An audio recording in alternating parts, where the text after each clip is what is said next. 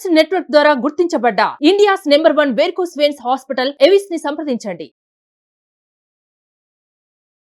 Hi viewers, India's largest digital media network Suman టీవీకి స్వాగతం. ప్రస్తుతం మనతో ఉన్నారు సోషల్ యాక్టివిస్ట్ లావణ్య గుడిలి గారు. నమస్తే అండి. నమస్తే అండి. సో లావణ్య గారు, మనం కోల్కతా ఇన్సిడెంట్ ఆ రోజు రాత్రి జరిగిన దాని గురించి మనం ఎన్నిసార్లు తలుచుకున్నా నిద్ర పట్టని రాత్రులే అందరికీ వస్తాయి. ఎవరికీ నిద్ర పట్టదు ఆ రాత్రి జరిగిన విషయం గుర్తుకు తెచ్చుకుంటే. అంటే ప్రపంచాన్ని అంతా ఒక వణికించిన విషయం అనే చెప్పుకోవాలి. మహిళలకి ఏమాత్రం ఇండియాలో భద్రత లేదు అన్న క్లారిటీ మాత్రం చక్కగా కనిపిస్తూ ఉందన్నమాట. అంటే ఏమైపోయింది అంటే అన్నీ మనం గత వీడియోలో మాట్లాడుకున్నట్టు అరచేతికే అన్నీ వస్తున్నాయి, ఫోన్లో అన్నీ దొరుకుతున్నాయి అన్నట్టు ఇప్పుడు ఏ మనిషికి ఏం కావాలన్నా ప్రతిదీ ఇక్కడ అన్నీ మన దేశంలో చాలా చక్కగా అందుబాటులో ఉన్నాయన్నమాట. అంటే రీసెంట్గా ఒక వీడియో చూస్తే ఒక లేడీ చెప్తుంది బయటకు వచ్చి, ఆమె చెప్పింది 100% కరెక్ట్. అంటే మన దేశంలో ఎన్ని లేవండి, ఒక మగాడు వెళ్ళి కోరిక తీర్చుకోనికి. ఆవిడ అంటుంది, అరే 50 రూపాయలు ఇచ్చినా 100 రూపాయలు ఇచ్చినా మా దగ్గరకు వస్తే మేము మీ కోరిక తీరుస్తాం కదా, ఎందుకు ఇలాంటివి చేస్తున్నారు అని. ఏం జరుగుతుంది ఇక్కడ అంటే చాలా ఉన్నాయి మార్గాలు మీ కోరికలు తీర్చుకోనికి. ప్రాస్టిట్యూట్స్ రకరకాలుగా ఉన్నాయి. బట్ ఇలాగా అన్యం పుణ్యం మెరుగని ఒక అభాగ్యురాలి మీద మీరు ఈ దారుణం చేయడం ఎంత దారుణం అనేది, అసలు ఎందుకు ఇలా చేస్తారు ఈ మగవాళ్ళు అనేది అర్థం కావట్లే. పసిబిడ్డ నుంచి ఆడది అయితే అది పశువుతో కూడా చేస్తున్నారు. రీసెంట్గా చూస్తే ఒక బర్రెను కూడా చేసేసారు. ఆడది అంటే ఆడజాతి కనిపిస్తే చేయాల్సింది ఇదేనా, ఆడవాళ్ళు పుట్టింది దీనికేనా అన్నట్టు అయిపోతుంది. ఎందుకంటే ఇలాంటి నేరాలు ఎక్కువ అయిపోతున్నాయి. ఈ జెండర్ని అంటే ఒక విమెన్ ఆడదాన్ని ఇప్పుడు మనం ఆ వర్డ్ యూజ్ చేయాల్సి వస్తే సెక్స్ ఆబ్జెక్టివ్ గా చూపించడం మూవీస్ లో కానీ మీడియాలో కానీ. సెక్స్ ఆబ్జెక్టివ్ ఎక్కడ అసలు ఎందుకు అలాంటి థాట్ వస్తుందంటే, ఫస్ట్ మనకి ఇంటర్నెట్ లో చూస్తే ఒక సెక్స్ ఆబ్జెక్టివ్ గానే చూపిస్తున్నాం. మూవీస్ లో చూసుకుంటే హీరోయిన్ రొమాంటిక్ సీన్స్ ఉండాలి, లేదా సెక్సువల్ సీన్స్ ఉండాలి, లేదా విమెన్ ని అబ్యూస్ చేసే మూవీస్ ని కూడా మనం ఎంకరేజ్ చేస్తున్నాము. ఇప్పుడు ఇంట్లో నీ పిల్లవాడు నీ వైఫ్ ని నువ్వు తిడుతున్నావు యాజ్ ఎ హస్బెండ్ గా, అది చూసి రేపు వాడు పెళ్లి చేసుకున్నాక తన వైఫ్ ని కూడా తిట్టడం స్టార్ట్ చేస్తాడు.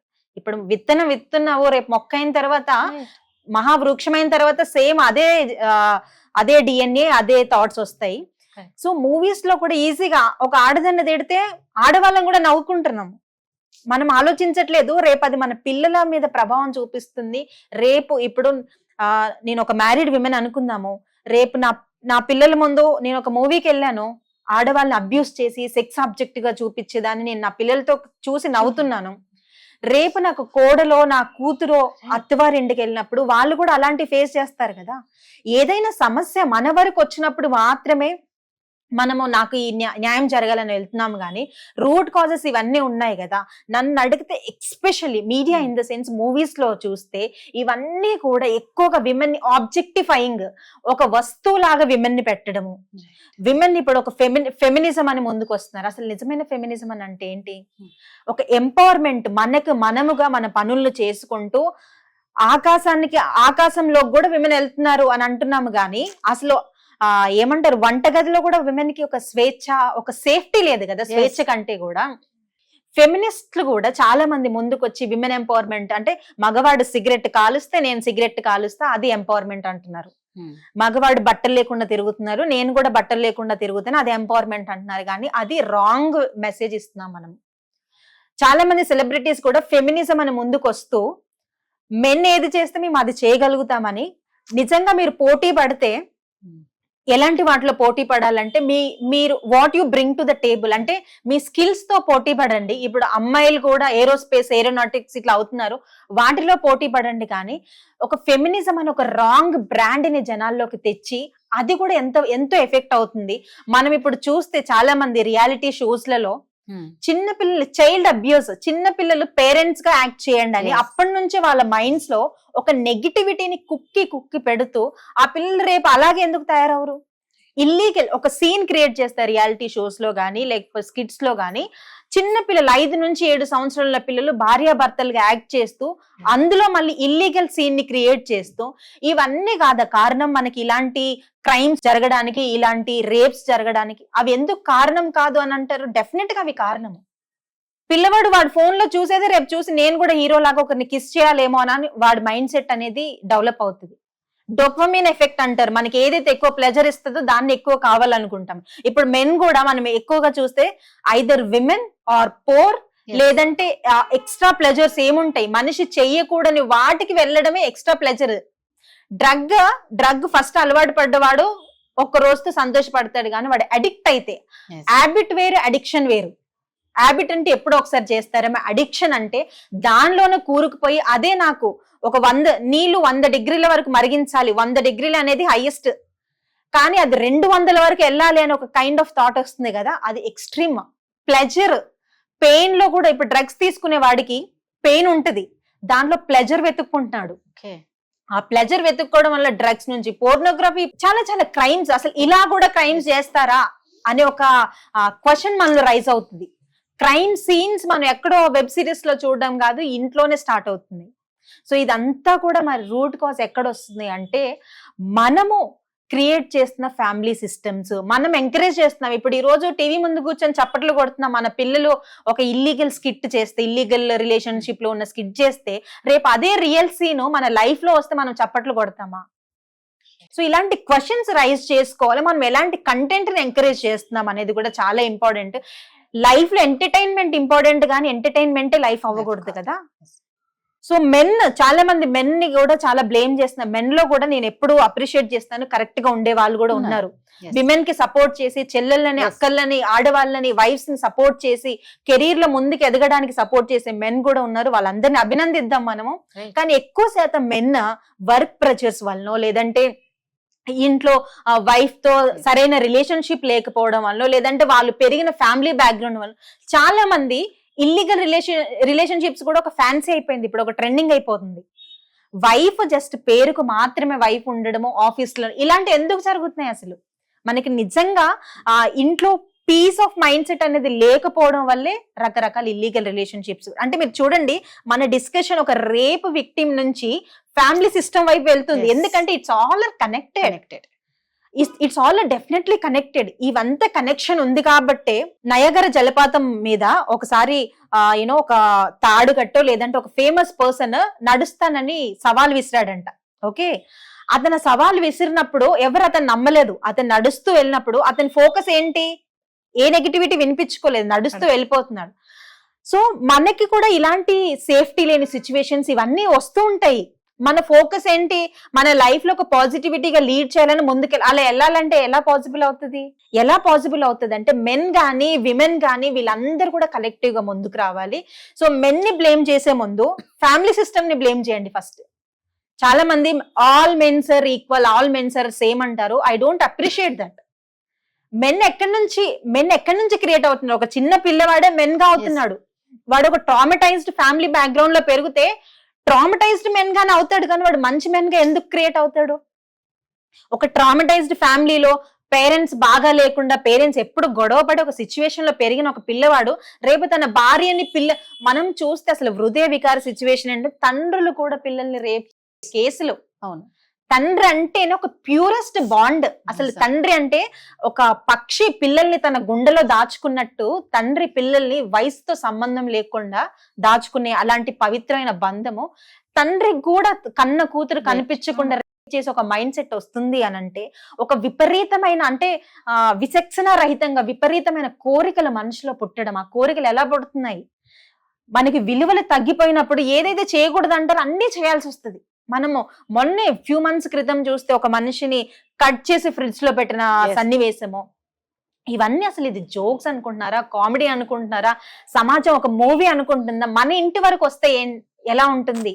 డాక్టర్ వరకు సరిపోయింది, చూసాము, బాధపడ్డాము, ఏడ్చాము, ప్రొటెస్ట్ చేసాము, సరిపోయింది. మన ఇంట్లోనే మన పిల్లవాడే రేపు ఇంకొకరిని సిచ్యువేషన్ కి వెళ్తే, లేదా మన ఆడపిల్లకే జరిగే సిచ్యువేషన్ వస్తే మనం కూడా ఒక నిస్సహాయ స్థితిలోకి వెళ్ళిపోతాం కదా. ఏం చేయగలుగుతాము? ఒక రోజు ప్రొటెస్ట్ చేయగలుగుతాము. మరి లాంగ్ టర్మ్ సొల్యూషన్ ఏంటి దానికి?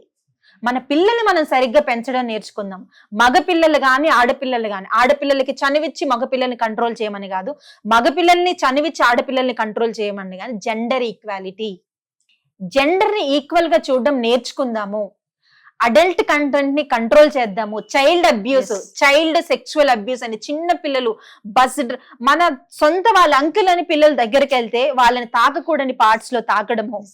పిల్లలు బయటకు చెప్పుకోగలుగుతారు. పిల్లలు బయటకు చెప్పుకున్నా తల్లిగా, ఒక ట్రెడిషనల్ తల్లిగా నేనేం ఫీల్ అవుతా, మా అన్నయ్య కదా, నేను ఇప్పుడు బయటకు చెప్తే నా పరువు ఏం పోతుంది, నా అన్నని నేను ప్రశ్నించగలుగుతానా? అలా సైలెంట్ బ్యాటిల్స్ ఫైట్ చేసే ఆడపిల్లలు, చిన్న పిల్లలు, మా బాబయ్యే కదా, మా మామయ్య కదా దగ్గరికి వెళ్తే వాళ్ళని అబ్యూస్ చేసి, ఫిజికల్ అబ్యూస్, మెంటల్ అబ్యూస్ చేసి నువ్వు ఎవరికైనా చెప్తే నేను చంపేస్తాను, ఇలాంటి మన పక్కింట్లోనే జరుగుతాయి, మన కాలనీలోనే, మన గల్లీలు, మన ఊర్లలోనే ఇవన్నీ జరుగుతున్నాయి డెఫినెట్ గా. సో మార్పు మన నుంచే రావాలి. మెన్ ని బ్లేమ్ చేస్తే సొసైటీ మారదు. మెన్ ఎక్కడి నుంచి క్రియేట్ అవుతున్నారు? ఇప్పుడు నా కొడుకే రేపు ఒక పౌరుడిగా తయారవుతాడు కదా, నా కొడుకే, నా బిడ్డే రేపు ఒక పౌరురాలు, ఒక పౌరుడిగా తయారవుతారు. సో వాళ్ళని మనం మార్చుకుందాము. ఇప్పుడు మనం చూస్తే మీరు చెప్పిన వీడియోలోనే ఆ పర్టికులర్ ఈ రెడ్ లైట్ ఏరియాకి సంబంధించిన అమ్మాయి, ఆమె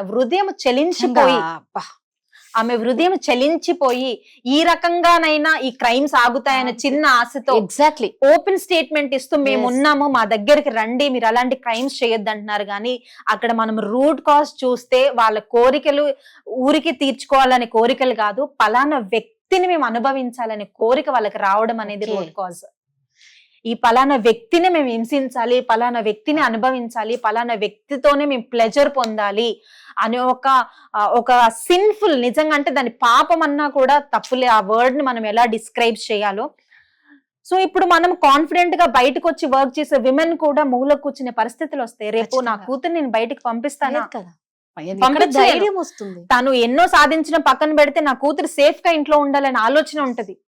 రేపు ఒక ప్రధానమంత్రి, ఒక రాష్ట్రపతి కూతురికి 100 సెక్యూరిటీ ఉంటుందేమో, బట్ నా కూతురికి నేను మిడిల్ క్లాస్ నుండి వచ్చినప్పుడు సెక్యూరిటీ ఇవ్వగలనా? మిడిల్ క్లాస్ వాళ్ళే మన భారతదేశంలో ఎక్కువగా ఉన్నారు. వీళ్ళు మాత్రమే, వీకర్ సెక్షన్ మాత్రమే ఎక్కువ అబ్యూస్ కి, క్రైమ్ కి, ఇలాంటి వాటికి చూస్తే చాలా మంది బలవుతున్నారు, చాలా మంది ప్రాణాలు తీసుకుంటున్నారు. లైఫ్ కి అల్టిమేట్ ఎండ్ ఏముంటది? డెత్. సో ఆ డెత్ వచ్చేంత వరకు కూడా మనం ఆగకుండా, మనము ఏమంటారు, ఆర్గానిక్ డెత్ కాకుండా మనకి మనమే డెత్ క్రియేట్ చేసుకుంటున్నాం. ఐదర్ సూసైడ్ ఆర్ చంపడము, చావడం. ఇవి రెండే సొల్యూషన్ అనుకుంటున్నాము. సో మనం మెన్ ని బ్లేమ్ చేయడం పక్కన పెడదాము, మనల్ని మనం బ్లేమ్ చేసుకుందాము, ఫ్యామిలీ సిస్టమ్ ని బ్లేమ్ చేసుకుందాము. ఒక కాన్షియస్ పేరెంట్, నేను ఎప్పుడు ఇదే స్ట్రెస్ చేస్తున్నాను, కాన్షియస్ పేరెంటింగ్ తీసుకురండి.